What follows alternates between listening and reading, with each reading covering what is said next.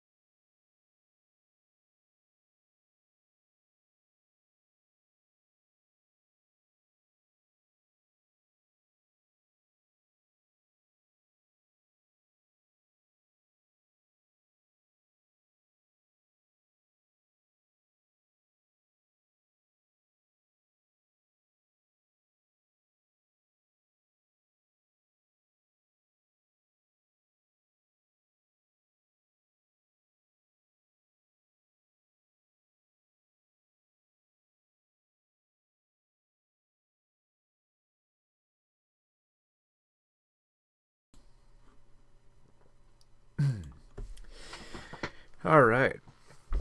So a little bit of a simpler stream, not really reviewing any new movies today. Mostly just a Q&A. I have a few questions that were submitted here just for reaching 10K, technically 12K about right now, but yeah, this is just a little Q&A stream. Thought we'd jump on. Of course, we got a Scorn is on here again to talk about the Surfer. I still have the screener for Surfer, and I am going to watch it. It's within my grasp. I will go see it. I have heard good things about it.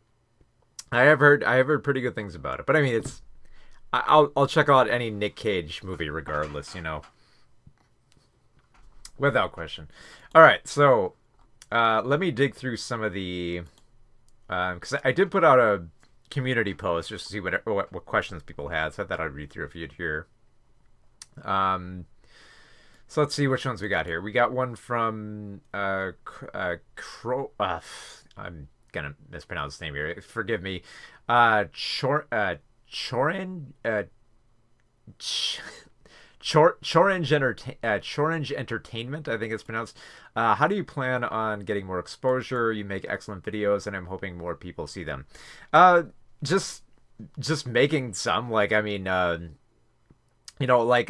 Critical Drinker video, I knew that was gonna blow up like ahead of time, because I'd seen how other people had made that, and like I said, I had been sitting on that script for like a year before I decided to finally like record it, and that's mostly just because I was mulling it over and debating how much if I wanted to pull the trigger or not on it, and I eventually just decided, yeah, let's just do it. So like, if that video seems a little dated that I didn't cover his movie and his book, that's because like I had written the script about a year ago, And I had all the materials. I didn't assemble it at the time, and I debated it. But I think once I like started reading I started reading this the Harlan Ellison short story book, because I don't know. I thought that would be. I started initially just writing a script about that, and then I thought, well, maybe I could tie this into Critical Drinker and kind of like reason my way into like making this video. Um, and I'm so glad I got this book too, because for the longest time I'd actually been looking for like a printed version of I Have No Mouth and I Must Scream, and it was out of print for the longest time. Like I remember reading it in the library like years and years ago, a very old copy, but thankfully, they put it on like this greatest hits collection. By the way, if anyone is looking for a copy of this book, just be aware the regular version you can get at like most retailers. I think it has like pink instead of green. Just 'cause this was like the Barnes and Noble version. It was one of those like it's like yes, it's finally in printed form with a bunch of other great stories from Ellison, including the story that ended up getting adapted into a Twilight Zone episode called Shatterday, which was actually the first episode of I actually have the set here. I would go grab it. I might in a little bit, but yeah, it was the 1980s sci-fi Twilight Zone series, and the first episode was called Shatterday, and it's a great episode. I mean, it stars Bruce Willis before Die Hard. And it's written by Ellison. It's great. It's great stuff. But yeah, in terms of getting exposure, I don't, just do the same stuff I always do. Like I advertise. Like some videos do really well. Some people get a lot of attention. Some get a lot of attention, and some don't. But I always just try to, just put out stuff that that I feel that I want to put out, rather than just, because I mean, the same thing happened with Mr. Enter. I did a video on Mr. Enter talking about Turning Red, and how he equated it with, not being accurate for the era for not referencing 9/11. And I did that, and it was like, okay, that's it. I'm done. I just wanted to comment on this. This irritated me. Okay, it's out of my system. It's gone. And it's very much the same thing with Critical Drinker. It's just like, I need to get off my chest. I don't like this guy. I don't like what he says. Like, here's the stupid stuff he says, and that's all. Like, he might get worse, he might get better after this point. I'm not interested. It's like I've gotten it off my chest. It's out there. It's in the ether, and I'm just gonna move on and make better videos. But I mean, if that's like, if you were looking more for like dunking stuff, like I might do some others here and there. But that's the thing. It's like if I do cover, like bad faith YouTubers like that, it's got to be like a complete idea of them, instead of just saying like, oh, here's what they said this week. It's like, I've seen with it, like, I don't need to hear what Critical Drinker says next. It's probably going to be dumb. Like, yeah, his review of Thunderbolts probably didn't, probably misinterpreted, probably said some sexist crap. Yeah, I can buy that. It's like, I got to move on. Like, there has to be a certain point where you just realize, oh, I don't really care what this guy says anymore. Like, I've listened to his stuff. I've covered him. I'm good. I got to move on from him. I want to make other videos. And I do actually have a lot of scripts brewing right now. Trying to think of the more recent ones. There were like some ones I immediately put on ahead of schedule, because there was one I was composing on the Daily Wire, and I think, if people like me, people like seeing the dunking on the Critical Drinker. Obviously, Daily Wire is a natural extension of that, so I might work on that more. But there is one that I do have more completed. There is one I wanted to talk about with the movie Jellyfish Eyes, and equating it with Pokemon the first movie. And basically I wanted to talk about that and how it relates to gene manipulation and the Fukushima plant meltdown. So I'm very happy with that script. So like I do want to get around to filming that eventually. Eventually I will. So that was from Chorange Entertainment. Thank you for that one. Let's see what other questions we have here from Ali Op 26. I discovered you through your critical drinker video, and I enjoyed it so much that I perused your catalog and I found your Reagan video essay, and I thought it was effing amazing. My question is, are you going to do more long form video essay type videos? Yes, yes, I do. Yeah, it's one of those things I want to do. It's just like it takes a lot more time, just because of the research and and just like the editing in general. It's much easier when I record videos myself on camera. It's a little bit tougher because it takes longer to get like just the right just the right line read to make it work. Like I think for when I did the critical drinker video, I'm trying to remember. I think it was about like 3 hours of footage, and I cut stuff. Like there was stuff like I did nail the take on, but then I cut it out because I was kind of like, this is an okay point, but I don't know if it goes further enough to relate to like the thesis that I have here. So I did. It was about like 3 hours of footage, and I chopped it down to make it work. So yeah, it just takes time. But there's a little more to this question here. I think your takes are both balanced and articulate, whilst also having moments of anger. Passion may be a more adequate term. Well, either or, then fine. I think maybe more passion. I mean, like there is like some anger I have, but it's more like, frustration. It's not like performative. I'm gonna start like smashing crap and my face go red. Let's see. Yeah, whilst also having moments of anger and passion directed at the griffiness and propagandizing. This is a problem with a lot of with a lot. This is. I'm trying to read this correctly here. Siri. This is a problem I struggle with a lot, and finding someone like you who can speak my thoughts in such an articulate manner whilst bringing receipts is extremely refreshing. So mostly kind of a compliment at the end there, which I do thank you for. And I do get, oddly enough, I do get that a lot. Like there have been like I do go to like conventions where I try to like sell books, and I do panels, mostly just panels because they're so much fun. And I always get someone to come up to me who said that they've read my work on my website, or they've watched like my movie reviews. They're just like, I just want to thank you for being like balanced and not flying off the handle. Like some people said like unbiased, which I'm assuming is just code for not going bad faith. I mean, because obviously unbiased is kind of a weird word to use because obviously I do have a bias in some of the stuff I review, but pretty much every critic does. Like that's the nature of the game. So yeah, I mean it's your move, creep. By the way, I should mention I do have some weird little alerts enabled. So there were some I was debating put them on. A lot of these are carryovers from when it was on Twitch. So yeah, there's weird alerts for like follows and I think for like some super chats and memberships and all stuff like that. So yeah. Oh, actually, I should mention that really quick here. Just because.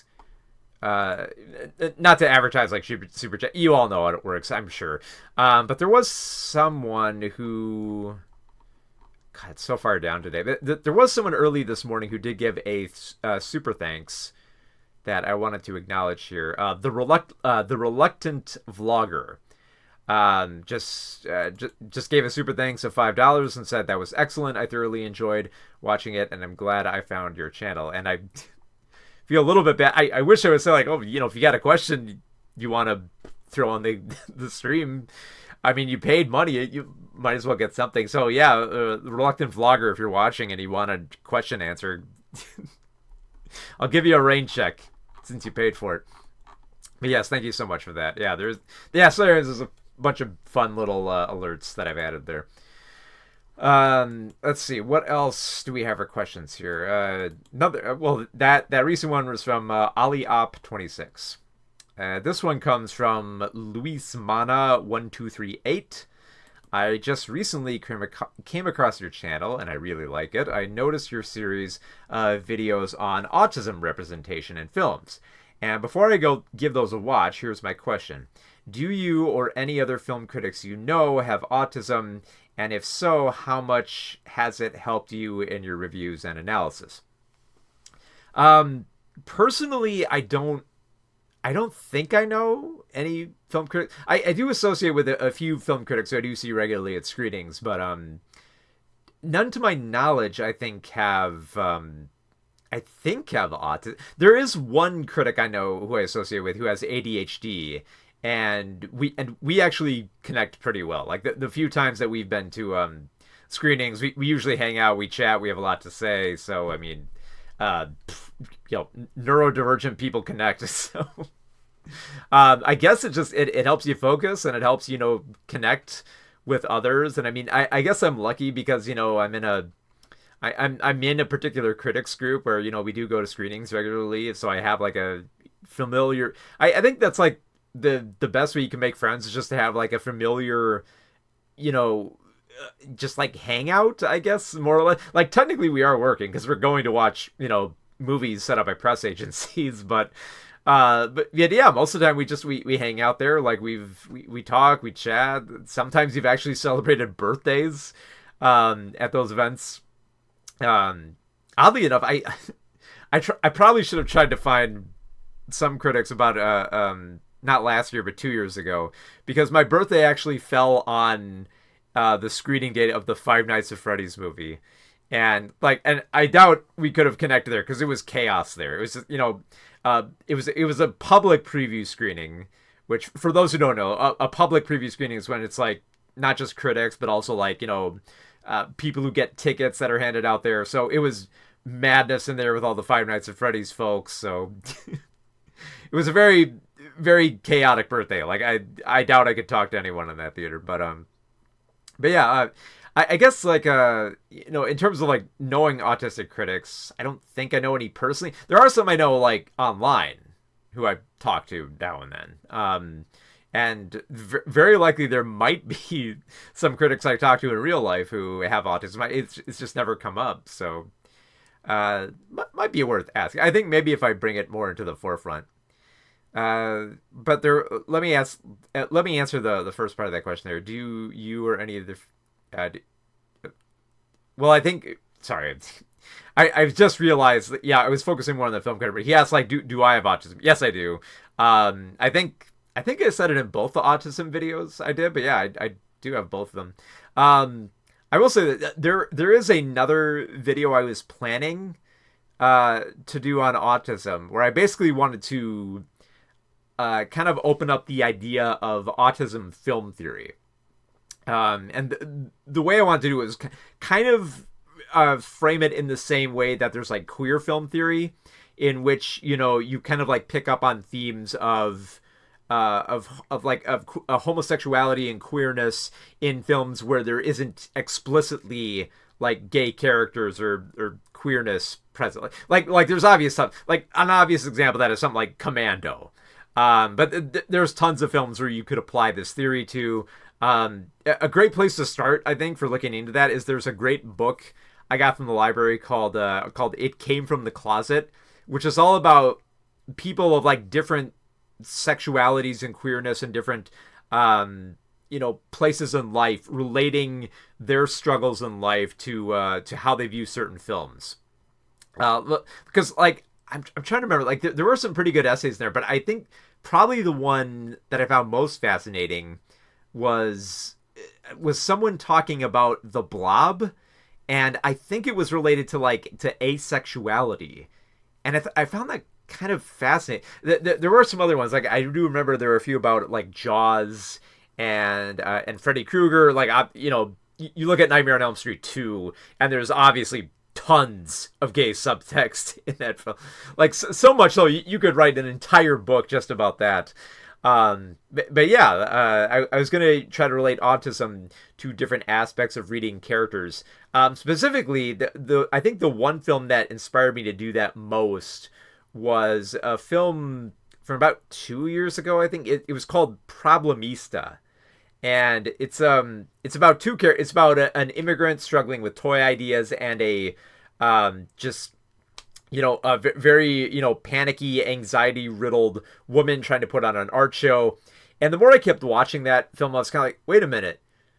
This dude, he really does have autism. And this woman, she has all, like, the traits I recognize of, like, someone with ADHD. So I kind of found that fascinating. I love the film so much more when I kind of tried to equate it with like, okay, this is like the intersection of like autism and ADHD meeting each other and trying to find that harmony and how they see each other. And it just, the moment it clicked for me in the film, I loved it so much. Like it's a weird film already. Like, you know, it's Tilda Swinton going full on weird. It's a bizarre scenario with people being like having their bodies frozen and just bizarre toy ideas that are being come up with by the main character. There's weird sex parts. There's a bizarre like fantasy version of like Craigslist that is imagined. It's such a strange film, but I think once you go into it seeing that, like, it's hard not to see that once you pick up on that. So yeah, I mean, you know, I tend not to I tend not to like focus like on, because you know, being more open as someone with autism has kind of been a little bit of a journey. It's been one of those things that I've kind of downplayed for many years just because of like the negative connotations that came with it. And it's only been within like maybe the last 6 years or so where I've been much more open about it, because it's been hard. Like, there have been moments where I've been a little bit more open about saying, yeah, I do have autism, and then just like, you know, moments where I just want to, you know, toss it aside. Like at one point, I actually got a letter from the Mayo Clinic saying that they wanted me to come on down to contribute to like a study on adults with autism, and I debated on it for the longest time, and I guess, like, you know, given the information now that RFK is doing, it's probably a good thing I didn't. But part of me just, there was like shame there. There was like a shame that I didn't want to admit who I was, and I didn't want to, you know, be who I was and talk about it, more or less. And I've gotten more comfortable with it. So I think, like, just, you know, getting more comfortable talking about like autism has helped me, you know, not only be more honest, but also like allow me to see more of myself and some of like the quirks that I have that relate to it more. That's not to say, like, you know, it's like an and I know some people are probably going to equate this. It's not to say like that's the excuse for some of the things that I do. Like, I'm not going to pull like an Elon Musk, say like, if I say something really, you know, dumb and bigoted, that's on my autism. No, it's not. It's just, you know, trying to be more open and honest. So yeah, like, I don't. Initially, I kind of read that like question as like, oh, are you trying to say like is like autism like a superpower for film criticism? And yes and no, if that makes any sense. And last one from Chris Talk says, are you dating? I am not dating. No, we're not doing that. Let's read through some of the chat here, because I was just buried in the Q&A stuff there. Let's see. You're getting congrats on passing. This is from Corey Meg. Says, congrats on passing 10K. Are you watching Andor? If so, what are your thoughts on episode 8? Oh, here's something a little bit juicy that you might like to know. Well, okay, let me first set this up. So here's the thing. Disney is very gracious to critics when they give us screeners. And in particular, they've been very gracious with TV screeners.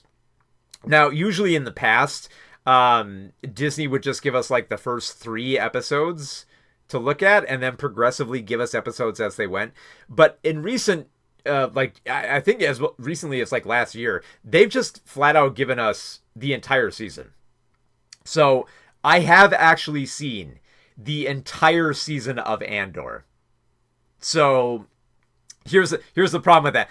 That gets a little bit tougher to talk about, because then I have to remember, okay, what happened in this episode? Because I watched all 12 episodes within like roughly like a week. Just spread them out, just get through them as quickly as possible, but also take them in. So I'm trying to remember what happened in episode 8 without spoiling it, because I really don't want to spoil it, because I really, without giving away too much away, I do love the second season of Andor. I love it just a little bit more than the first season, just because of the the ultimate payoff here, but also like more of like the nuances that get addressed in this, revolution against the Empire. Because I love the fact that like the Empire is much more wiser to the tactics of the rebellion, and they try to like use that rioting and aggression against them, which is so like, and the fact that it's framed against like this like grab for energy on a planet is just such an amazing plot setup right there, and the payoffs with it are brilliant. So let me do this quick without making sure I don't step over, or spoil anything here. Let me double check quickly what happened in episode 8 here, because I think I'm just going to check on Wikipedia here, because they usually have a pretty good estimate. Let's see, episode 8. Let's see. Oh, okay, all right. So I can talk about this. I was hoping this was the point. Yeah. So like episode 8 was the whole Gorman massacre, and yeah, that's a big boiling point. Like there's a few more cool episodes after, but yeah, that's a highlight. I love the Gorman massacre, especially for how little it takes for just a spark to set it off, and also just the way that I don't even know if I want to reveal this too, but also the way that one particular character dies, and it kind of like, almost like, you came all this way and you played in the Empire's hand and it was all for nothing. Just having that moment where they just die, and just all this motive for revenge and greed, and just realizing too late what you've done, and it bites those sympathizers in the ass. It was so good. That was such a good, and there are a few more moments like that, especially when you get to the very last episode. There's some nice payoff if you love seeing, like fascist, people who follow like fascist regimes getting taken down. So if you love that moment, keep watching, because there's brilliant payoff there. Because yeah, obviously the Empire is not going to fall by the end of the series. It's going to lead into Rogue One, but man, is it such a fulfilling payoff. So yeah, I love Andor, and particularly episode 8 is definitely a highlight. Probably the last episode is pretty good, but episode 8 is really high. I think episode 8 might be the top one. But that's top, like every there's like at least 3 other episodes in that season that are vying for the top spot. In particular, I love the one with what's his name? The oh god, I'm blanking on the name. God, this is what happens when you watch stuff like a month in advance. You forget like most names and everything. What's his name? The character from the character from Rogue One. He briefly appears. What's his name? He's been in season 1 of it. Forrest Whitaker as Saw. I love his little monologue about living in the moment and fighting for a world that you'll never see. It's just that's like that's like the the battle cry of the rebellion right there, And that was beautiful. So yeah, I love Andor season 2. Episode 8 in particular. Let's see. I just realized how big the chat was. I'm just gonna shrink it just a little bit, so it's not right in the middle of my face there. All right. Let's see. Goodman4 says, "Hello, everyone. I'm new here. I hope you're doing well this week. Doing very well. This is a little bit of an unorthodox one. I don't usually do these just kind of hangout streams, but if any of y'all have like questions that you want answered, either about movies or what it's like to work as a film critic, or even just all the crap I've got behind me. If you have questions on any of that, because I noticed someone saying like, "Oh, you got a copy of Ikaru." It's like, yeah, I got a lot of Kurosawa back there. So if you have any questions like on any of that, feel free to ask them. So I'll just be reading through the chat here. XJ Zana says, "I don't know if you're a fan of Pink Floyd or not, but their legendary 1972 concert film, Live at Pompeii, was given a new remaster and audio mix." I did see that. That did come up on my press releases, and it's absolutely glorious. That'd be good to see. I've actually kind of come around to concert films more recently in like the past few years, and I think I think what ultimately turned me around on them a little bit more was was the one that David Byrne did in 2020 called oh god, this is why I'm bad with names here. It was the one where they were all in gray suits and they were all barefoot on the stage. He played a lot of his great hits, but American Utopia, yeah. I love that way, mostly just because I love the music of David Byrne. But I think just like having all this great music with these wonderful performers, and then just having these nice little chats in between there, was just that won me over instantly. Also, let me double check. Was that directed by Spike Lee? It was, yeah. Oh god, that turned me on to concert films so good. Yeah. So yeah, I will definitely have to check that out. I'm trying to think of what other concert films I might have liked before. There was, it's been a while, but what was it, not Woodstock, but was it I think it was like Monterey, was it? Eternal, shining and cold. Thank you for the follow there. But yeah, like I'm slowly starting to get more back into concert films, so I should probably check that out. Walter Beckett fan 2869 said, "Are you dating?" No, I'm not dating. Scorn says, "Have you seen anything in anime lately worthy of being added into your horrors of anime book?"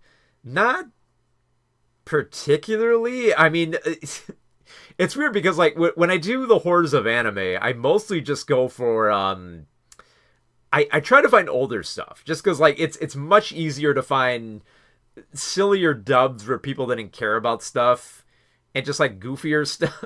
Like it's much harder to find like really terrible anime. Like I can find boring anime. I can find anime where there's errors here and there, and I can find anime where they're kind of illogically written, more on like a more on a thematic level than on like a surface level. But in terms of finding like truly awful anime, it's a little bit harder to find. I'm sure if I dug around a lot more, I could find more stuff. But mostly I just go to the old stuff. Like even the stuff I show at Horrors of Anime over at Anime Detour, I haven't even covered like I've probably covered maybe like 60% of all the weird stuff that I found. And it's just a matter of like just dicing up what's funnier. So I haven't seen anything recently.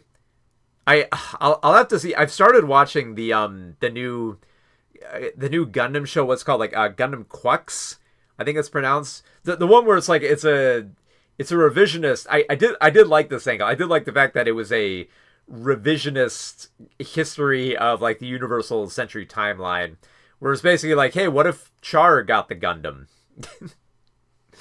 And you know, where does it go from there? And I'm like, okay, I'm intrigued. By the time I finished that second episode, which more or less just plays like a straight up revised version, complete with all the same music and everything, I was like, okay, I'm sold. I'll check this out. I haven't seen any of the episodes since then, so it might get worse, but I'll have to see. So yeah, it's a little bit harder for to find terrible anime. If I'm not going back to the past, I might, if I do write another book on the horrors of anime, it'll probably just be like older. It'll probably be like moldy anime or something like that. Nicole said, "Stop making sense." Oh no, wait, yeah, that is another concert film that I did get into, and I did want to correct this because I was thinking of Stop Making Sense first, but I was like no, that's not the one that got me into it. That's what got me. That's what I eventually got around to watching once there was the re-release, and I was like, yeah, this kicks ass. I don't know why I put it off for the longest time. I mean, I love David Byrne's music. I even have David Byrne's True Stories over on Blu-ray there with the soundtrack and everything, which I love listening to. So it's been one of those things I've been trying to catch up with. Scorn says, try Sins of the Sister if you haven't seen that anime. Yipes. That sounds familiar. Let me double check on that. Sins of the Sisters. Oh, I do remember this one. Oh, this is...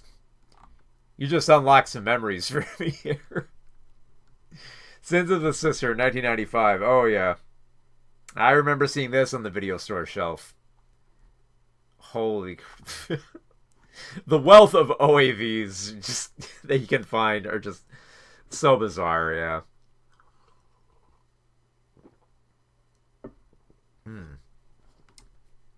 So yeah, I'm trying to think of any other like anime that I made. Like there are a few that I've been trying to catch up with. I've been trying to catch up with the new Ranma one half that's been on Netflix. There's a new cozy mystery anime on Prime that I'm eventually gonna get around to watching. I'm very curious on that. Yeah, mostly just like there's a new Gundam, so I'm just like, okay, I gotta be locked into that one. It's just I'm a Gundam geek. And yeah, thank you for subscribing. God, I should have turned more of those on. I was debating how much more of those I should turn on. But yes, there are weird little things I put in there for follows and stuff like that. Not as much for like super. I was debating whether or not to put some super chats. I don't think I have enough good. The stream started okay. All right. Well, while if anyone's waiting for like Q&A and stuff like that, there is one special thing I wanted to show off here. Okay, so this is a little bit of a treat. This was something I had in my back pocket for a little while. I was debating whether or not when to show this on stream. Just because this was something I wanted to share, because like this was basically, I tracked down a piece of software that was for a lot of people, it was IMDb before there wasn't IMDb. Now, for those who don't know what I'm talking about, this was a piece of software we had way back in the day called Cinemania. And all right, but before I open it, let me. There is one question we got here. Favorite movie composer? Ooh, it's hard to beat John Williams, but I think maybe a close second would be between Elmer Bernstein and Jerry Goldsmith. I guess maybe more Bernstein, just because he did some of the music for heavy metal. I think some people might forget that too. It's like the animated film Heavy Metal. There's a lot of like rock music of the era, but there's also like a great orchestral score by not wait, I was mixing up names here. Elmer Bernstein. Elmer Bernstein's scores are just mesmerizing. Oh no, wait. Why is it escaping me right now? What is it? There's not like I don't get me wrong. I love Jerry Goldsmith stuff. His work on the Star Trek films is amazing, and I love the fact that he carried over Battle Beyond the Stars into the Wrath of Khan. But oh god, this is why I always gotta look stuff, because I'm terrible with names here. What's his name? He did the music for all the Sergio Leone films. It's Ennio Morricone. Why did I forget that? God. Ennio Morricone's music. You can't forget Morricone's work. It just the Fistful of Dollars is just, his scores are just like mesmerizing and intense and beautiful. And oh god, I cannot stop thinking, anytime I hear like a fluted instrument, all I can think of is a score from The Mission. That's all I can think about whenever I hear fluted. It's one of those things where I think some people can't shake. Like sometimes for some people, if they hear like a particular flute or something like that, all they can think of is Titanic or something like that. There's a lot of Morricone painted a lot of particular instruments for me, and just not to mention God, his score on Battle for Algiers is just so good. I'm sure a few people in the chat here some stuff. Yeah, let's see. Scorn says I like Basil is really good. Bear McCreary, yeah. Oh man, if I want some intense stuff every once in a while, I'll just turn on some of the McCreary score from Battlestar Galactica, and just you get those hard drums. Just oh yeah, that. What is a Prelude to War? That track in particular from Battlestar Galactica just fires me up immediately. That just motivates me right away in the morning. I love the guy who composed the Book of Life soundtrack. I'm trying to, was that? Oh yeah, yeah, yeah. I know the one you're talking about now. Yep. Ennio's score was the only great thing in Exodus to the Heretic. I think it's probably the best thing you can say about anybody. If Morricone's score is in it, like that's probably like a good thing too. I did like the fact that for the longest time like Quentin Tarantino wanted to get Morricone to do music for one of his films, and he did eventually with The Hateful Eight, but he originally wanted his music for Inglorious Bastards, for him to compose the music, and he didn't. But ultimately, Tarantino ended up grabbing some music from the Battle of Algiers, which to his credit, I'm grateful for, because there's an entire generation who's gonna grow up on that, and then they're gonna watch the Battle for Algiers one day, and they're gonna be like, oh, that's now I know where that music came from. Just like the same people who watch Kill Bill are gonna listen to that music, and then they're gonna watch Lady Snowblood, and they're gonna be like, oh yes, that's where it came from. So I'm at least like they discover music that way instead of like like commercials that use music. So let's see, David Dumbdown says, and the person who did the How to Train Your Dragon soundtrack oh yeah, Henry Jackman too. Yep. Yeah, that's a pretty good score. The music around the was it like the flight sequences in particular, I think were mesmerizing. Okay, so let's see if I can open this here. Oh boy. Okay. So, for those who are curious what I was going to unveil here, it's the whoop. Here we go. Okay. So this is Cinemania. So basically, for all you young folks out there, this is what we went to instead of the Internet Movie Database. If we wanted to like look up movies or look up actors, just anything about them. Like Cinemania was like, it was kind of basically an encyclopedia of movies and actors and everything like that. And I recently just found a rip of the 97 version. I was trying to find the 96 version just because that was the version I grew up with, but this is pretty close to like the version that I had back in the day. It functions more or less the same way. So it was really cool is that every time you open it, like this will change every time. Like they'll say, "Oh, I love the way they make it seem like a team pick. Like, oh, here's a film you should watch. Like you should watch Die Hard. Here's why, and here's a review." Then they give you a little quiz. They tell you a little bit about a celebrity. Actually, this is the other cool thing. I'll eventually get to this, but here's the one thing I loved about Cinemania is that they actually have tours through all the different like movies and actors here, and they're narrated by actual like film directors. Like there's one by like Mario Van Peebles. There's one by John Waters, and they just record their voices while they guide you through all these different movies. So yeah, this was this was IMDb for old folks. So it was pretty cool how you could just browse through. Like you could just go through the categories.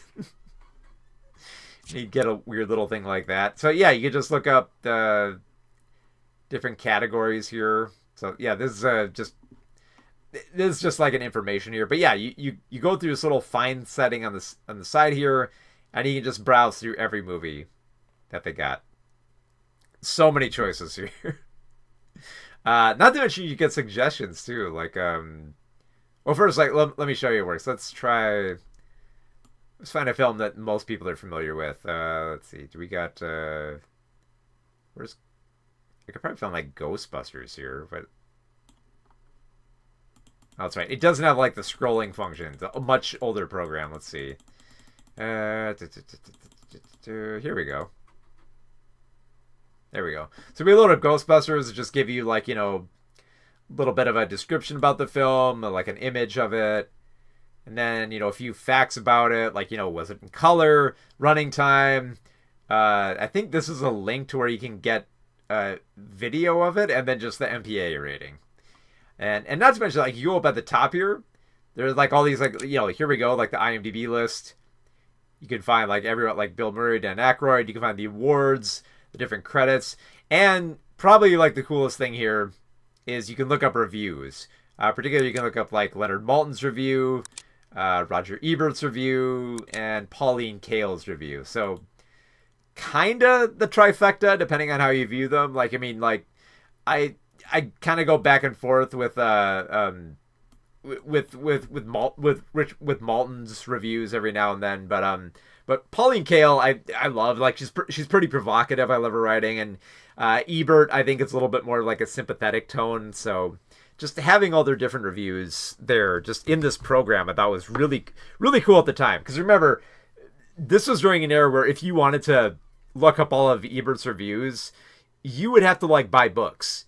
You'd have to go out and buy like a thick book. I do actually have one of his books right here on my desk, but it's holding up the camera.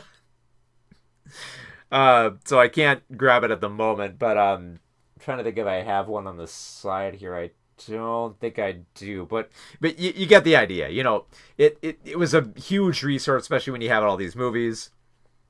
So yeah, you can look them up, and just like IMDb, you know, you can look through the different actors. You click on Bill Murray, and it go to Bill Murray's page here. So yeah, you can look up all the info on him, and as well as like his filmography. So yeah, like I liked Bill Murray in Ghostbusters. What else has he been in? Oh, let's see, he was in Caddyshack. Let's see, he was in Tootsie. I don't know, maybe you know that. He was he was in Where the Buffalo Roam. And see, I forgot the scroll functions work here. Wow, the bar really doesn't work. Then of course, yeah, Ghostbusters 2, Ed Wood, Mad Dog and Glory, Groundhog Day. Look up everything up to 1997 on him. In addition to like his biography that lists all this other stuff. So, yeah, it was pretty neat to look through all this kind of stuff. Let me read through the quote here. Sorry, the chat here. By the way, what was that weird Japanese movie at the restaurant where someone vacuumed out food from a choking customer's mouth? Yes, that is one of my favorite Japanese films. That is Tampopo. That is a film by Juzo Itami.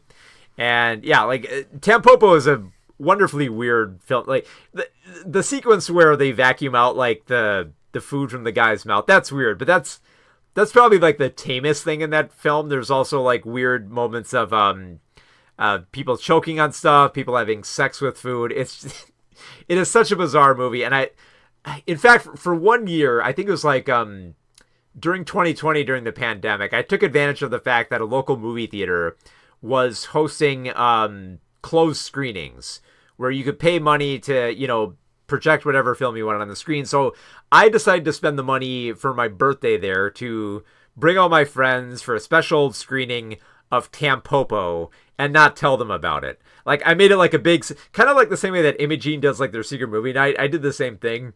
But I brought them I showed them Tampopo on the big screen, and they just, they were just like, yeah, this seems like the type of weird ass movie you'd show us. Like there's bizarre like moments of food. There's weird scenes of like hobos breaking into kitchens. And I love the way that everyone in the theater turned to me at the end of it. Because for those who've never seen Tampopo, the end credits are over a close-up of a woman breastfeeding her baby. And the camera just gets closer and closer as the credits play. And there's like some carnival music, and then it just cuts out, and it's just the sound of breastfeeding. And everyone turned to me like, you had to show this in the theater, didn't you?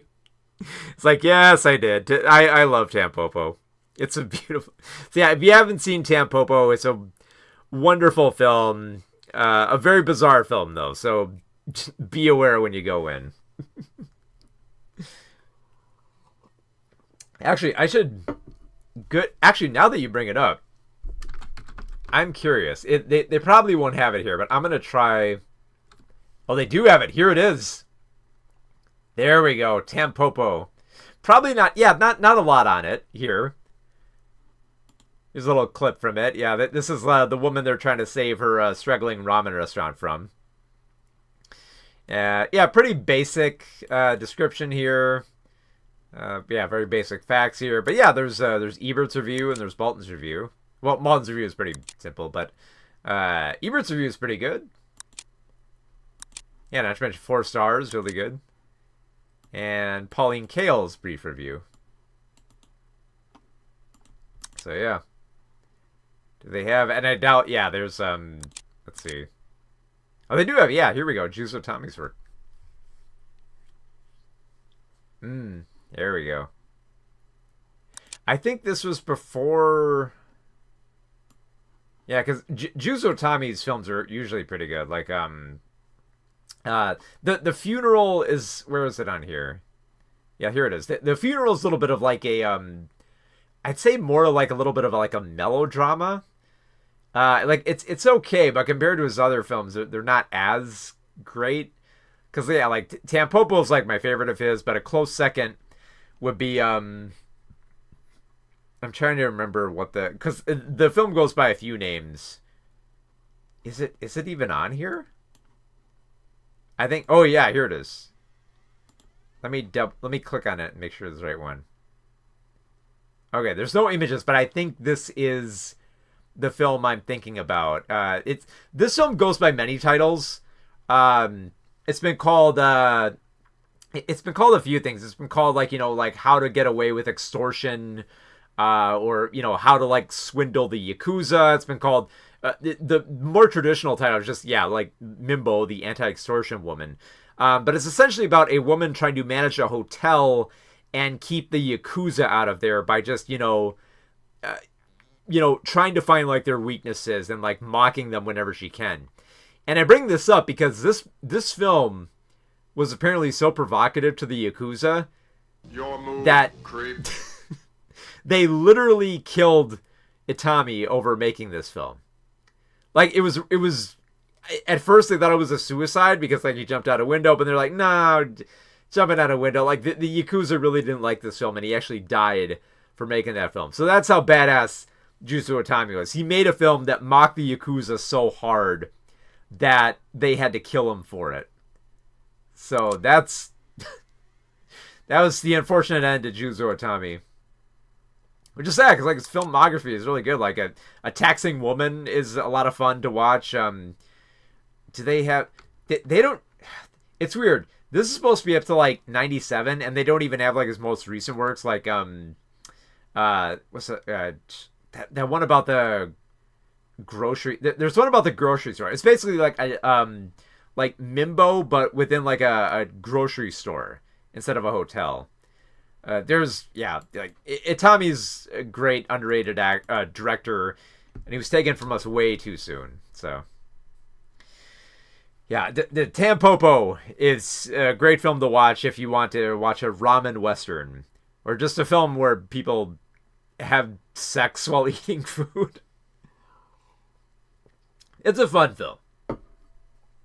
I think when I brought my friends to the theater to watch it, I initially said, yeah, you should probably go to the snack bar and get some food, because they were debating, should we get snacks for this film? Like, wait, yeah, it is a film about food. You should get snacks. But then I was thinking, wait a minute, there's some pretty gross stuff in this film. Should they get fit? Nah, they'll be fine. Thankfully, they were. Like, a lot of my friends have watched a lot of like really hardcore horror movies, so they know. Let's see. There's a few other things here too. Let's see. Like you get there are some filters here, but the one cool thing is, let's see if this will load up here. They have a suggestion bar, or like a suggestion pinwheel, so you can just select the type of film that you're into. I think you can select multi. Oh no, you can just do one. So you can select the type of film that you're into, and they'll just pick one at random here. So, okay, and they're very like weirdly specific stuff. There's scary stuff, adrenaline rush, passion and romance, family fare, frothy fun. Okay, let's see what like frothy fun pulls up. There's a tongue twister for you. Let's see, and it brings up, what's it got? Oh, wait, you can actually... Oh, I didn't recognize that before. You can actually select what type of frothy fun. Okay, let's see. Let's see. Screwball comedies. Okay, let's see what horror camp gets us. And we ended up with... Wait, we didn't get one. Is it broken? I mean, it's old software, but... Oh, wait, there it did work. Okay. Alright, so we got Barbarella. I think it switched to, like, Camp Classics, but okay, sure. Barbarella's fun. It's going to take us through. There we go. Here she is, Barbarella. Now, let's see. Scorn says, one of my current movie quests is watching all the Tomie films. Oh, yeah. It's a little trickier now. It was much easier back in the day because I remember when I worked at Hollywood Video, we got all 5 of the Tomie films that came in. And it was kind of interesting because I got to see the full range. Because like the first Tomie film is very, you know, very engrossing and gritty and weird. And then they kind of, you know, fall off here and there. I think by like the 4th film, it's just like a almost kind of like a TV series anthology based on the way that they shoot it. But I was still fascinated. I was kind of like, you know, I like the concept of this, you know, teenage girl who can never die no matter how many times people chop up her body. And to like, I mean, that's like a fun horror concept on its face, but you know, how far can you go with that? And they do go pretty well. I remember liking the 2nd film as well. I don't think I like the 3rd one. It's been, I'm trying to remember specifically the plots because it's been like 25 years since I've seen these films. So, I'm exaggerating. Not 25, 23 years. Not that old. Oh, yeah. Let's see. The other... What was I going to do? Yeah, that's right. I was going to show the tours. Here we go. So what do we got? We got different tours by... Right here. Oh, we got one by Roger Ebert. For the love of black and white. All right. Cool. Okay, cool. Oh, you can download them? Oh, wait, you can download new ones. I've never done that before. I should actually check to see if anyone saved these, if they actually did this or not. Okay. But yeah, let's see. I'll have to keep an eye out to make sure they don't play any, like, clips, because there is, like, movie clips in this program, as well as some audio clips here. But let's just try it. Let's see what Roger Ebert has to say about black and white films. Hello, I'm Roger Ebert, film critic for the Chicago Sun-Times and co-host of Siskel and Ebert, and I'm also right here on Cinemania. And I'd like to talk to you about why I love... Oh, hang on, a pause here, hang on. ...black and white movies. Some people think that color movies are somehow an improvement over black and white movies, but that's a ridiculous idea, especially when you consider that the majority of movies that turn up on lists of the best films of all time were made in black and white. Hang on, I just wanted to fix the audio here. But also, yeah, this is probably very personal because, like, Roger Ebert actually did an entire show just on, like, you know, black and white preservation and talking about its influence. So he's pretty well versed. This is like a few years after he did that special, so he might have recorded this for an older version of Cinemania, but yeah. Citizen Kane, Casablanca, Raging Bull, 8½, It's a Wonderful Life, Seven Samurai, Schindler's List. Would any of those be better movies if they'd been shot in color?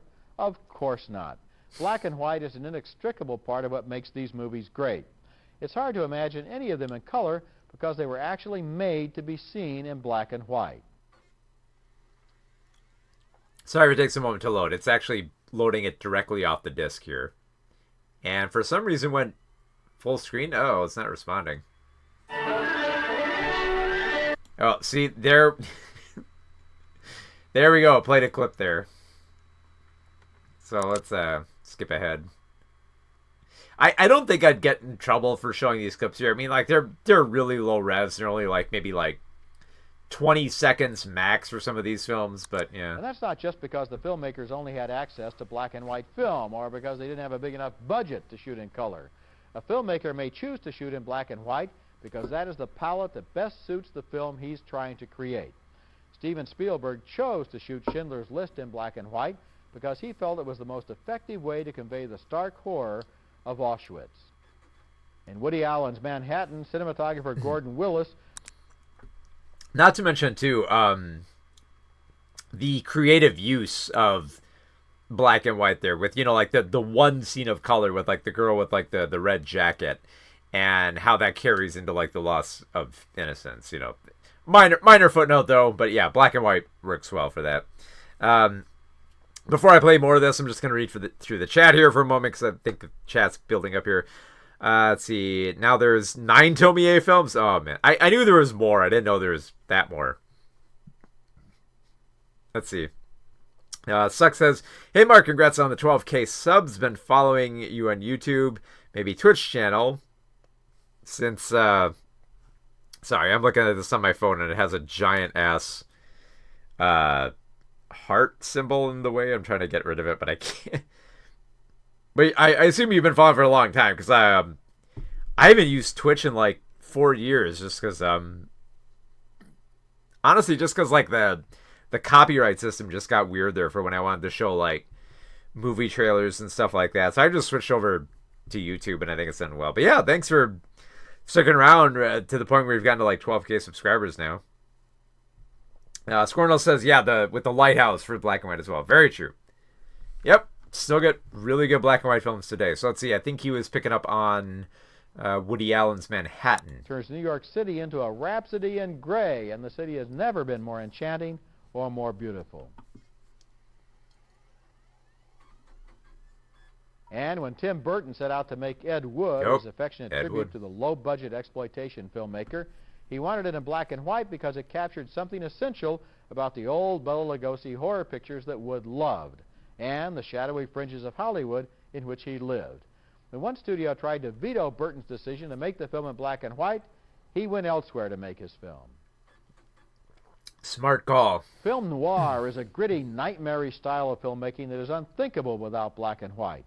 Watching a film noir like The Big Sleep or Out of the Past or Double Indemnity, you are plunged into a world of menacing shadows, black shadows that hold dark secrets. Okay. Sorry, I had to stop this for a moment here because I was looking over the list of noir films he was mentioning here, and I'm sorry, I have to bring this up. The film he brings up here, Laura, from 1944, I have to bring this up because there is the main detective in that film has my name. Like, my first and last name, and he's described as this almost kind of like, you know, incredible, violent detective. So, and I'm pretty sure my parents didn't name me after this detective, but every time I think about that film, not to mention, they say my name pretty early in the film and refer to me as like this kind of like badass detective. So there's a special place in my heart for Laura. So if you have never seen that film, please go see it because it makes me sound much more cooler than I actually am. So yeah, the little footnote there. I might actually return to that after we get through this tour. There are striped shadows, usually seen through the Venetian blinds, that emphasize the moral dilemmas and deadly predicaments in which the characters are trapped. I don't mind if you don't like my manners. I don't like them myself. They're pretty bad. I grieve over them long winter evenings, and I don't mind you ritzing me or drinking your lunch out of a bottle. But don't waste your time trying to cross-examine me. Just a little bit of audio there from the Maltese Take a look at this scene from Billy Wilder's classic film noir, Double Indemnity. Color cinematography could never have done a better job of capturing the heat and sexual tension of a late afternoon in Southern California. And notice how the Venetian blinds create the perfect mood lighting for this sinister seduction scene. It's as if they're making a spider's web in which Barbara Stanwyck is about to ensnare Fred McMurray. What you tell me was engraved on that, eh? So yeah, it's just playing the full clip here. I mean, it's fairly like low res. I doubt I get in any trouble for showing this, but Yeah. It's a good scene, though. Like, oh man, double indemnity. I've debated whether or not I should get, like, the Criterion for it, just because I already, I think... Yeah, I do actually have it over on my bigger stack over there. I do actually have the, like, big double disc set that was released on Blu-ray. Not through Criterion, through a different distributor. But yeah, I've debated whether or not I should get that. Let's see. Sucks. It would be cool if they did name you after that character. It would. That it would. Could my parents just lie and say that? Alright, let's go. Would the zany, surreal comic world of the Marx Brothers have worked as well in color? Probably not. Color might make them seem too mortal, as if they were bound by the rules of the real world instead of being anarchic clowns set loose on the swanky sound stages of Paramount and MGM. Harpo's blonde wig and Groucho's big black painted-on mustache would be distracting in a color film. And what about Charlie Chaplin and Buster Keaton? Oh. True, they made most of their films before color film stock was in common use, but would you be so willing to suspend your disbelief in the antics of the Little Tramp or the astoundingly graceful stunts of the Great Stoneface if you saw them in color? I don't think so. The classic monster movies King Kong, Frankenstein, and Dracula scared the living daylights out of audiences by turning their nightmares into vivid black and white.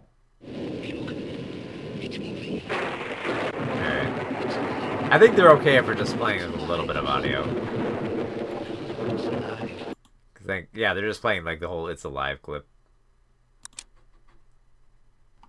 Let's see. And as Jacques Tourneur demonstrated in films like The Cat People and I Walked with a Zombie, sometimes a shadow can be more creepy than a flesh and blood monster right in your face. And would the creature from the Black Lagoon really be more frightening if he were the creature from the brownish green lagoon? Nice. And then there's the question of glamour. Marlene Dietrich, Greta Garbo, Joan Crawford, Rita Hayworth, and all of the great Hollywood glamour queens lived and breathed in the rarefied realm of black and white.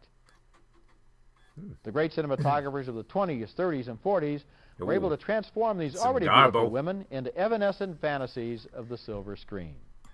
Smithers Garbo is coming. The men, too, achieved a kind of supreme sophistication in a world just made for gentlemen wearing tuxedos. As Fred Astaire put it, black hats, white ties, and tails. Gary Cooper, Cary Grant, Clark Gable, Herbert Marshall, they all personified a kind of elegance and sophistication that could... Okay, now Ebert's just like, it's just speed running. Like, I get the feeling like someone in the booth is saying, like, look, speed it up here. We got other people to record. Just get through all the films you can quickly. Only be dreamed of in black and white. Here's looking at you, kid. Oh. Remember this scene from Casablanca? How could Ingrid Bergman ever look more soulfully beautiful, or Humphrey Bogart in his white jacket more handsome and romantically wounded? And when two lovers woo. Oh, there's some music there. You can play it for her. You can play. Is it the actual, like, yeah? Because yeah, he comes in, breaks up, like, Sam, didn't I tell you to play? And then bam, in come the French there. Here's looking at you, kid. In 1966, Haskell Wexler won the Academy Award for Best Black and White Cinematography for his stunning and hard-edged black and white camera work in Who's Afraid of Virginia Woolf. The next year, the Academy consolidated its color and black and white... Oh, Virginia Woolf. Holy crap. What a... I rewatched that film like 6 months ago when I was writing an essay. Just fan-freaking-tastic dialogue in that. My God, it's one of those films that's just like, it's so good that, you know, when it was in play form, you could just, all you have to do is just find like just the right cinematography and you can make that film stellar. Like, that's all you have to do. Just get the right actors, get the right framing, and, you know, shooting it in black and white, it's easy to get that good contrast with that feuding couple and just make it work so damn well. Categories, and Conrad Hall was the only black and white nominee for his brilliant In Cold Blood.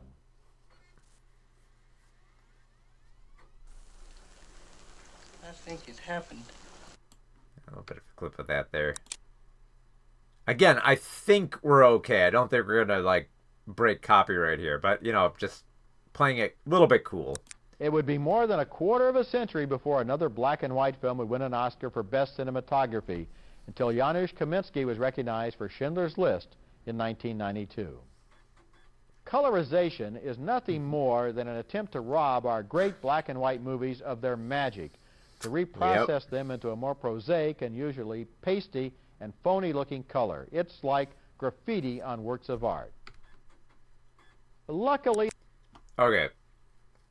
So, a little bit of history here, because Ebert just kind of went off on a tangent there, but there was this time in the late 1980s and a little bit more into the 90s where a bunch of studios decided, why don't we take these black and white films and we'll put color over them? And you can imagine that for the time, putting color over this footage was not gonna look good. And it didn't. Like, there was weird, like, muddy greens and browns and stuff like that. You can find, like, a few of these, like, colorized versions of stuff, like I know, like, a famous one was, It's a Wonderful Life, which is weird because, like, It's a Wonderful Life was, like, it was, like, a staple of, like, syndication and public domain offerings that, you know, like, it became much cheaper to run the black and white version than it did the colorized version, which was a lot more expensive, and it looked like crap. So the coloration was just terrible. In fact, I think I still have, like, a DVD that has Night of the Living Dead in both black and white and the colorized version they put out. The colorized version looks awful. Now, nowadays, there's a little bit better colorization. Like, a perfect example of this was Peter Jackson's World War I documentary, in which he took footage from that war that was in black and white, and he slowed it down so it was more believable. And then he meticulously added in color elements to make it a believable color, and then placed on top of that, like, the accurate Foley for what would be heard during those scenes. So I wouldn't even say, like, you know, like, Jackson's film about World War I was even, like, colorization, because there was way more that went into that than just, you know, putting color on. I know there are, like, some productions that do that. Like, there's the whole big, here's World War II in color. It's like, looks okay. Looks better than the stuff we got in, like, the 80s and 90s. But yeah, colorization was horrible. Which it's probably like for the best that, like, Ebert just put it on, like, a minor footnote. Just like, yeah, that was bad. Let's not do it again because it was terrible. It looked like crap. Let me move to the chat here. Let's see. KJ Zana says, if I may ask, have you heard of that British-Canadian animated series on Netflix called Hilda? I have heard of Hilda. I have watched a few episodes. I have not caught up past, like, the first season. But from what I remember, it was a pretty cute show. I'd imagine it kind of would play out much better as it went along. I have heard good things about, like, the following seasons, so I might have to check it out again at some point. Scorn says I have a VHS copy of King Kong colorized. Oh, that has got to look weird. That is. Do I even want to know how awful that looks colorized? I might have to look that up. I'll maybe they have some examples in the colorization. I'll check on that. The vogue for computer colorized movies seems to have passed in the 1980s. The audiences rejected them. Today, even former colorization guru Ted Turner has taken to reissuing in theaters and on home video restored versions of some of the great movies he now owns, from Citizen Kane to Casablanca, in glorious black and white. And no wonder, as Orson Welles said right before he died, keep Ted Turner and his Crayolas away from my movies. Well put. Well put. Yeah, that was basically an argument for color. And yeah, Ted Turner was involved. He was basically going to go into the vault of all the Warner Brothers films and everything he owned under, like, the Turner Broadcasting Corporation and say, yeah, we're gonna colorize that. That might give a little bit more context for anybody who goes back and watches those old episodes of Family Guy. There's a cutaway joke in which Ted Turner says like, "Oh, here's something I've done. I've colorized the moon." That's a joke about how he was colorizing all his old films. So a little bit of history there. So let's see what other ones do we have here.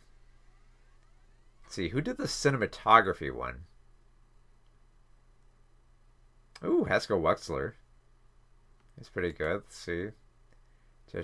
Oh, we gotta do the John Waters one. That's right. Here we go. Oh, much younger version of John Waters. You see him nowadays. Looks nothing like this.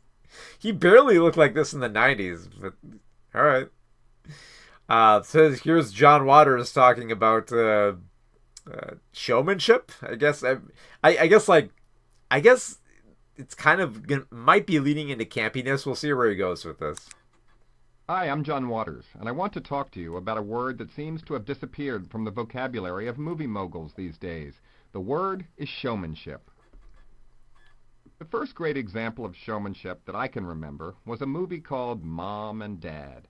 The nuns in Sunday school told us we would all go to hell if we saw it. And I thought, well, what's so bad about Mom and Dad? Everybody has a mom and dad. In fact, the movie was a boring sex documentary that featured the birth of a baby, which meant they could finally show full frontal female nudity. Male members of the audience were apparently so excited about seeing the female anatomy that they were willing to overlook the baby coming out and concentrate on the nudity. The genius behind Mom and Dad was a director named Kroger Babb.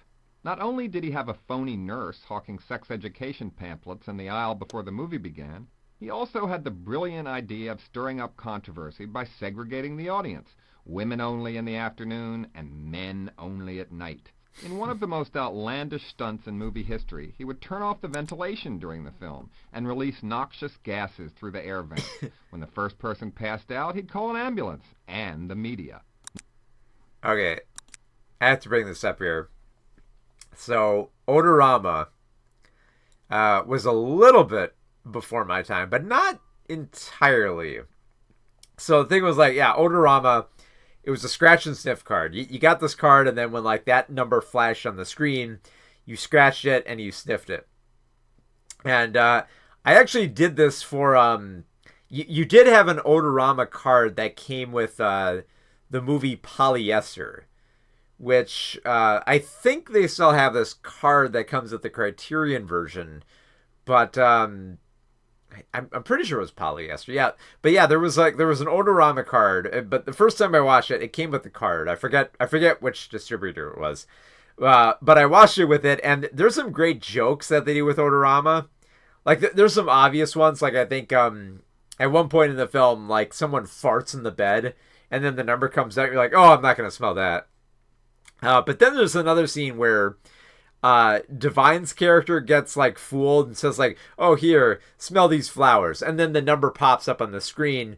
But just as that number is flashing up, and just as you're scratching like, oh, you think you're going to smell some flowers, the flowers are pulled away and replaced with like dirty socks or something like that. So you thought you were getting flowers, then like they quickly pull away. It's like, it was a perfect tactic of like subversion there that I absolutely loved. So yeah, if you've never watched Polyester with the Odorama card, it's fun. It's a lot of fun. Knowing that the shocked patron would be featured in the next day's paper. But without a doubt, the king of the gimmicks was William Castle. Some people call him the poor man's Hitchcock, but I think he's even better. And I'm dead serious. William Castle was my idol. His films made me want to make films. Forget Ed Wood. Forget The Wizard of Oz. William Castle was my god. Yeah, William Castle did a lot of... Hang on, let me double check here. Is the audio... Yeah, okay, the audio is on there. Okay. Yeah, William Castle had all these like weird-ass ideas. Basically, if you've ever seen the film Matinee, that's basically a more or less like touching on like William Castle's work of just, you know, doing weird stuff with the audience, like having skeletons fly across, you know, have you know, like gases coming into the theater, you know, rumbling the seats. His most famous one was the Tingler, where he would electrocute the seats. He'd have like a little buzzer under there, and the whole gimmick of the film is that like the Tingler would crawl into your body if you didn't like scream to like get it out. And someone said like I believe like one of the phrases was like the Tingler is loose in the theater, and then all the seats would electrify, and then like people would like scream to get like the Tingler out of their body. Something akin to that. Yeah, just like William Castle knew how to have fun at the theater.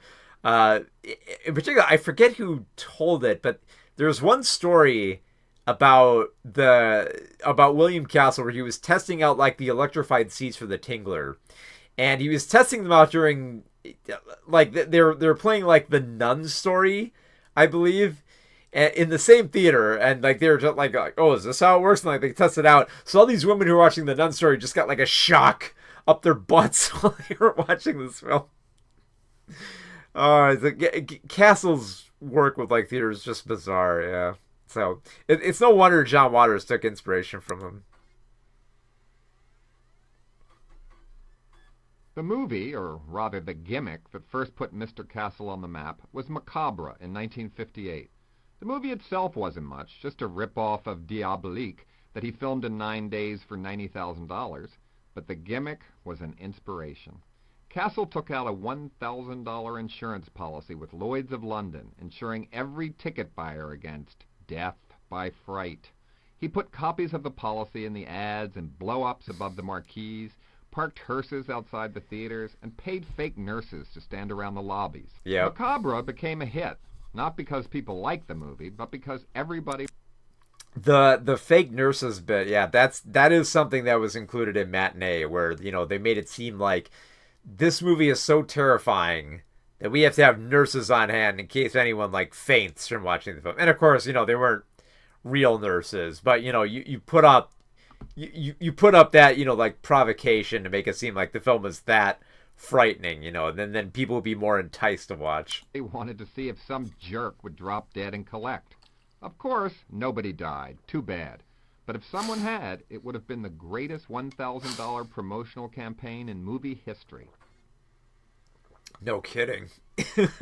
Liberace may have coined the term Mr. Showmanship, but William Castle deserved the title just as much. He would sometimes arrive at his premieres in a hearse and pop out of a coffin. I don't care what you say about other great directors. Would Jean-Luc Godard have gone this far? Would he have arrived in a wrecked car to promote Weekend? Would Sergei Eisenstein have arrived in a battleship? I think not. Castle's next opus, also released in 1958, employed the biggest gimmick of them all. There you go. An actual movie star. In The House on Haunted Hill, Vincent Price played a zillionaire who offers $10,000 to his guests if they'll spend the night in his haunted mansion. But even Vincent Price was upstaged by Castle's new gimmick, Emergo. Basically, it was a black box that was mounted next to the screen.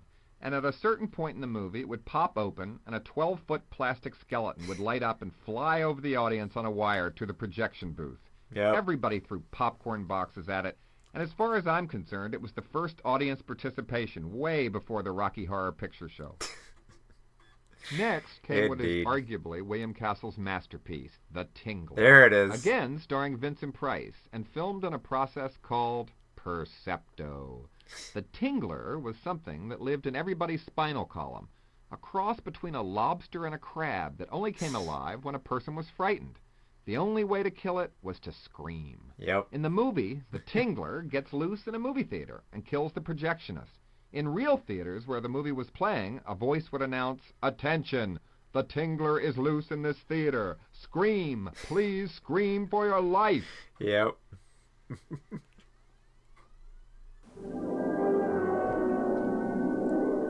Yeah, there's William Castle telling you all about the Tingler. Did he? Yeah, it's mostly him telling him about it. Percepto. Oh, beautiful. Oh, wait, hang on. But this wasn't enough for the master of gimmicks. Oh no, Mr. Castle's process, Percepto, which involved wiring little buzzers under the theater seats to zap everyone's fannies, really sent the audience into a frenzy. And if that's not art, then I don't know what is. Next came 13 Ghosts, presented... I mentioned, like, years before, like, D-Box and stuff like that. We'll take a moment here to read the chat here. It's the 1991 slasher Popcorn. Did that, it was really good. Strongly recommended for the truth. Oh, okay. Yeah. Oh, okay. I'm debating whether or not you could do... I mean, we're already doing, like, weird stuff with theaters. Why not go even... Like, we're trying to, like, include, like, more, like, you know... peripheral activities. So why not include... We already went with, like, the D-Box for a while. I thought that was pretty bizarre. So why not go with more of Emergo and Percepto? In Illusiono, each spectator was given a ghost viewer, an obscure twist on 3D glasses. If you look through the red side, you could see the ghost. If you look through the blue side, you couldn't. Well, sort of. It didn't work perfectly, but hey, I was 8 years old. In 1960, even Alfred Hitchcock used a castle-like stunt, which attracted throngs to his shocker, Psycho. The ads announced, "No one will be admitted after the feature has begun." I've caused you some trouble. No, Mother, my mother, what is the phrase? She isn't quite herself today. Some think this may have driven Mr. Castle around the bend. The next year, he came out with his own transvestite thriller, Homicidal, which became the first film in cinematic history to utilize the fright break. 2 minutes before the picture ended, the screen would go black, and the voice of Castle himself would announce, "This is a fright break." If the ticket buyer was too frightened, he would then follow yellow stenciled footprints up the aisle while he was bathed in a yellow light as Castle would mock, "Watch the coward." A nurse would then come over, take his blood pressure test, and lead him to Coward's Corner, a cardboard booth manned by a mortified theater employee. Then, and only then, would he be given his money back. What a way to get a refund. Good gravy. Mr. Castle's next gimmick may have been his weakest idea. For his film Mr. Sardonicus, he instituted the punishment pole. Like spectators at the Roman Colosseum, the audience was given day-glow cards featuring a thumbs up or a thumbs down to decide the fate of the villain. Supposedly, he filmed 2 different endings, but audiences always voted the villain thumbs down. Think of the director's cut that could be made if this never-seen merciful ending could ever be found. Next came Straight Jacket, and with this film, Mr. Castle... It should be noted, there was actually an interactive film similar to this that came out in the 90s, which I doubt I would find if I look through here, but it's called Mr. Payback. And it functioned basically the same way as like Dragon's Lair, where it was a series of laser discs, and they rigged the theater with these buttons for like 3 different options. So you could, everyone in the audience would vote, and whichever, option got the most votes, that would play that, the next part of that story on the Laserdisc. But if you've seen it, it's a terrible thing. It's basically just this guy being like really mean to people and getting revenge and doing all this bizarre stuff. It's a terrible film. The whole gimmick was just the interaction, though. I think like the film itself, like if you don't count all the different endings, like it runs roughly like 20 minutes, I think. So yeah, it was a gimmick that carried on into the 90s. Employed one of the biggest gimmicks in the annals of cinema, Joan Crawford herself, who played an axe murderer in a screenplay by Robert Bloch, the author of Psycho. Miss Crawford herself made personal appearances at theaters, and at one point got so carried away at being a live in-person gimmick that she invited the whole crowd of ticket buyers to join her for hamburgers at the restaurant next door, thus causing a riot and front-page coverage. At the last minute, Mr. Castle gilded the lily and ordered thousands of bloody cardboard axes to be distributed free to all his fans. Mr. Castle's career of gimmickry limped to a close with I Saw What You Did, another vehicle for his favorite star, Miss Joan Crawford. For this one, the back 3 rows of the theater were turned into a shock section. Unfortunately, all this amounted to was adding seat belts to each one of the theater chairs to prevent you from being jolted out of your seat by fear.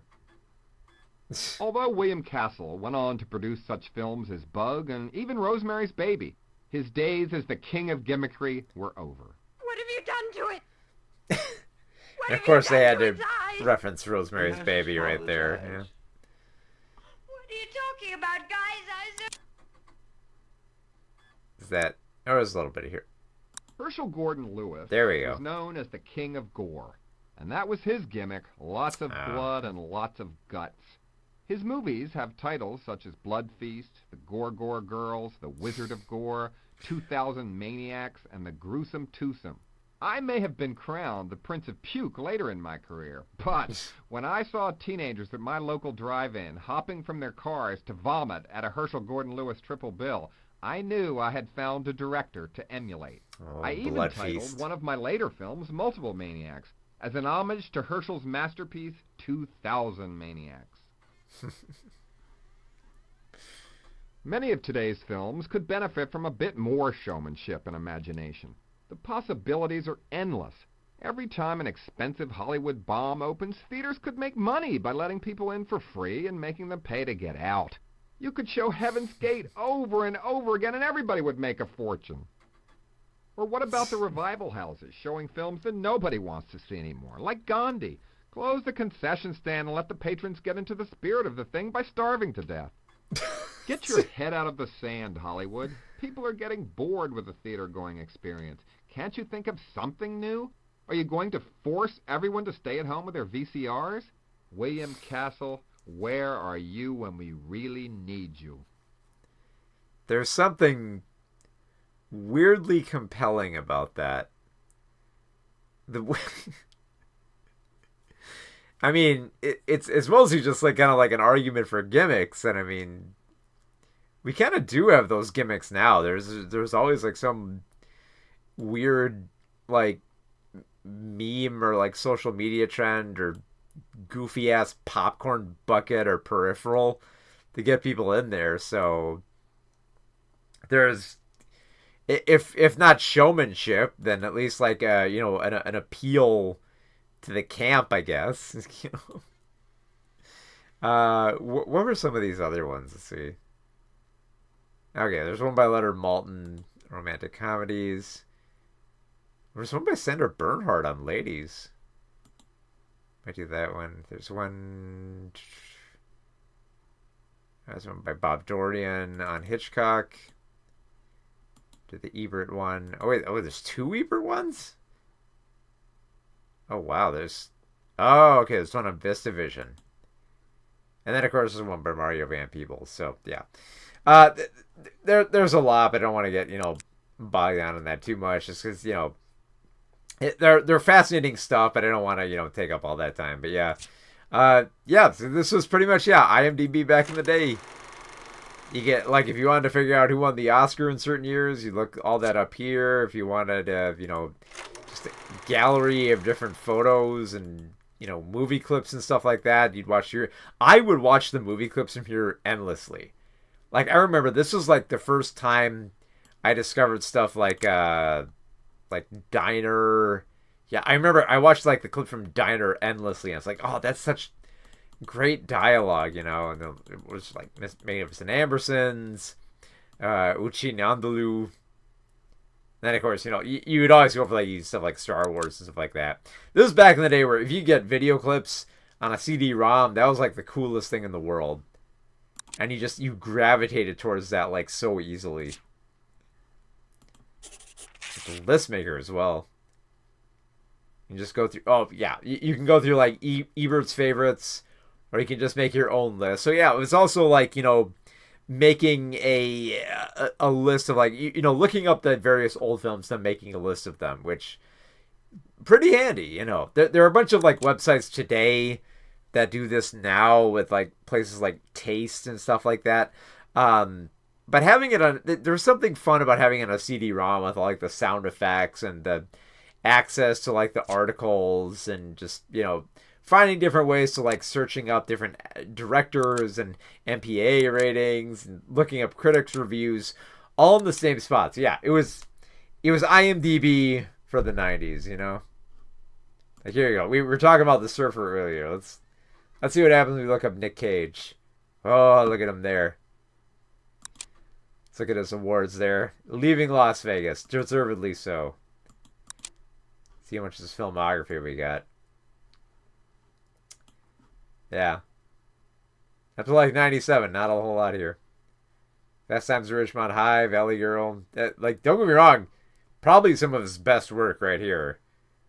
Like, oh my god, like Moonstruck, Racing Arizona, and you know, Vampire's Kiss was over the top stuff. But then, oh god, Wild at Heart. And do they even have Leaving Las Vegas? Oh, there we go. Yeah, Leaving Las Vegas. Wonderful. Like I said, I've said this in a previous stream, but if you want to see Nick Cage's best, Leaving Las Vegas is the top spot here. And there are no images for that because it's probably coming out while they were making this version of the software. So that's unfortunate. But yeah, you can see all the cool stuff here. Like they have nice little quizzes here. Like, well, a little bit more of a pop-up quiz here. But then just nice little picks like for Die Hard. And just little facts like that. So yeah. Fun stuff. It was a nice little trip to the past here to remind myself of what it was like to look up movies before we had IMDb, you know? So yeah, it was a trip there. So, oh boy. Yes, Kai Ban, thank you so much for the 12K subs. Maybe I should have just... I made the graphic today, too. I should have just called it, like, 12K subs. It was already there when, like, I made it, like, I made the graphic, and then I looked up, like, oh, okay, it's 12K now. Okay, that happened. But I do want to stress this point as well. I am not going to be doing more on the Critical Drinker. I do not want to you know, get anyone's hopes up here. Like, I might talk about, like, you know, other bad faith YouTubers if they come up into the periphery, but at this point, I'm through with Critical Drinker. I got through them. I got my voice out there. I'm not gonna keep doing that. There are a few bad faith YouTubers I might come back to. Like, I do have a script I'm working on for the Daily Wire and their terrible conservative movies. I do want to do that, but I don't want to make that the basis. I do want to, like, cover way more than that. More than just, you know, talking about you. I want to talk about movies. I want to talk about all the stuff I care about here instead of just talking about people who, you know, tell you which films are woke or not. You know, I actually want to, like, you know, explore more and stuff like that. And they have done it in the past. It's just, you know, gotta get my thoughts out there, and, you know, hopefully enough people will stick around after dunking on the Critical Drinker to move on from that and actually focus on, you know, talking about movies in a more enthusiastic and critical way. So hopefully we'll get more on that. So yeah, be doing, you know, a little bit of a stream here. Oh, I should, a little bit of an advertising here. So, I'm very thankful for everyone who subscribed as well, but if you want even more cool stuff, you can subscribe to my Patreon, in which I do write books on movie history, and the latest books I've finished is the history of Saturday morning cartoons, called Cartoons and Serial. I cover everything from the early 1950s right up to the 2010s when Saturday morning cartoons ended. And there's a lot of ground I covered here. Thick book.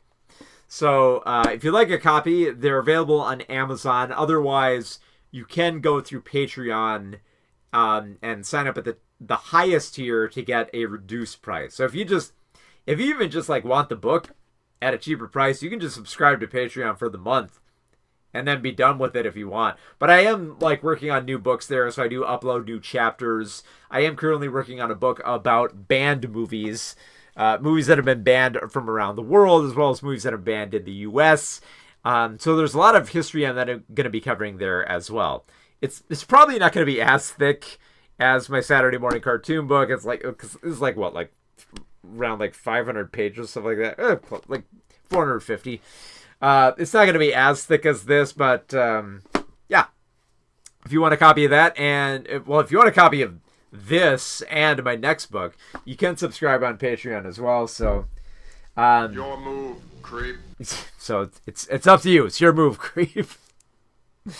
That's why I set up the Patreon, and that's the route that I decided to take Patreon as well, because I don't think there's enough extra stuff that I do with the videos that I could warrant the Patreon unless I had something that I was confident enough to create and, you know, and to sell and to like basically advertise. So that's pretty much why I went with doing books, because I've been writing these books before I even set up the Patreon to do that, and it's been a lot of fun, and just, you know, I love just writing about movie history and stuff like that. So yeah, if you want to support that and you want to get some books and you know, look more cultured, fill up your bookshelf there, be sure to subscribe on Patreon. Be sure to support on Patreon. But yeah, thank you everybody so much for the 10K subscribers.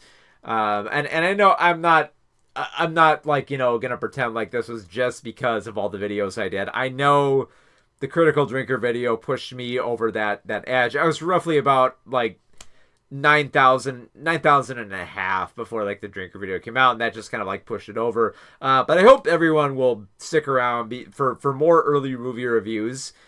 So yeah, if you are new, I should let you know that I do review movies early when I can, but especially during award season. So if you want to get caught up this fall, when all like the big films that are going to be coming out for the Oscars, if you want to catch up on all that, be sure to stick to this channel, because I will be covering that. And I'm sure some people can attest that. I was singing the praises of Anora long before I knew it was going to be nominated for all the Oscars and win all the Oscars. So yeah, it's yeah. If you want to stay up to date on the latest movies, because that's what I do, and not just like mainstream movies.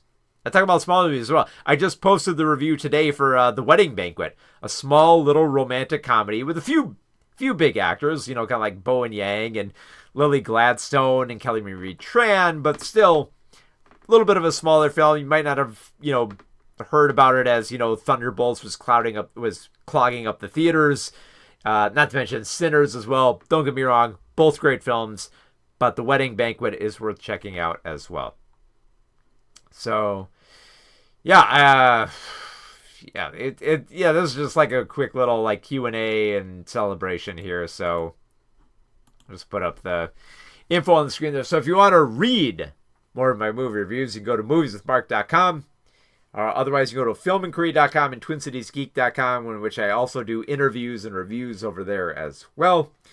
And if you are, and if you're tuning in for more movie reviews, you'll definitely want to check back next week, because I do have a screener lined up for the last Mission Impossible movie, Mission Impossible Final Reckoning. So I will have an early review of that out by next week. So you're going to want to stay tuned for that. If nothing else, if you just want to figure out what's happening with latest movies, I will try to cover it. It's been a little tough to keep up. I have been like falling behind a little bit this year, just because there's been a little bit of like chaos in like my workload. I've been taking on a few more extra jobs here and there, but I'm still making time to cover the big stuff. Like I did manage to cover Sinners and Thunderbolts, and I am going to try to cover many more films. And I will watch The Surfer. Scorn. I know you've been singing the praises. I do have that copy. I am going to watch it. I swear. It is on my pile, my to-do list. I am going to get to it. So yeah, and I might actually cover that on the next stream as well. So yeah, so very special thank you to everyone who helped me get past 10,000 subscriptions right now, and I hope you'll all stick around. Special thanks to you also for the super thanks, I guess. Sorry, I'm a little bit new to this, but the super thanks from what was it? The Reluctant Vlogger. Thank you so much for the $5, and I'm glad you liked the video, and I hope it'll stick around for more. So I would do this longer, but I am running out of voice here, and I am running out of water. to substantiate my voice here. So I think I'm probably going to end up cutting it a little bit short here today, but I just wanted to hop on for a quick little stream, a little Q&A to show my thank you to everyone who has supported me. Like, this is, writing about films has not been like it's been a very long endeavor. It's taken me a long time to get. I've only professionally been reviewing films, like actually going to like press screeners and that, for about 10 years now. So the fact that there are so many people who dig what I'm doing and that have been supporting me and been coming back to this channel has meant a lot to me. So for everyone who's been watching me, especially for the longest, I know if you have been watching like Scorn and Sucked and Kai Band, you guys have been here long before, and I cannot stress enough how much I'm thankful for all of you being here and watching me just, talk endlessly about, my special interests of movies that I can't stop talking about. So thank you everybody for, getting me to this point, and I'm not going to be stopping now. I just wanted to show my appreciation, and I will get back to more movie reviews and video essays. There are plenty more lined up, so I hope you'll stick around for that in the future. So special thank you now to my patrons, especially Scorn, the reluctant vlogger for the super thanks I get. It's not even like super checks. It was just like money thrown at the video, which, like, if you do money in the chat, that's just like super chat, but if you do the video, super thanks, which I never thought I would get. I have gotten a super chat before, but never like a super thanks. So this is all fairly new to me, so I'm just kind of getting used to it. But yes, thank you so much everybody for sticking around, and I hope you'll continue watching. So be sure to tune in next week for an early review of Mission Impossible Final Reckoning. And so with that, I will sign off with our traditional Megaforce sign off, in which we kiss our thumbs and say goodbye. So have a good one, everybody.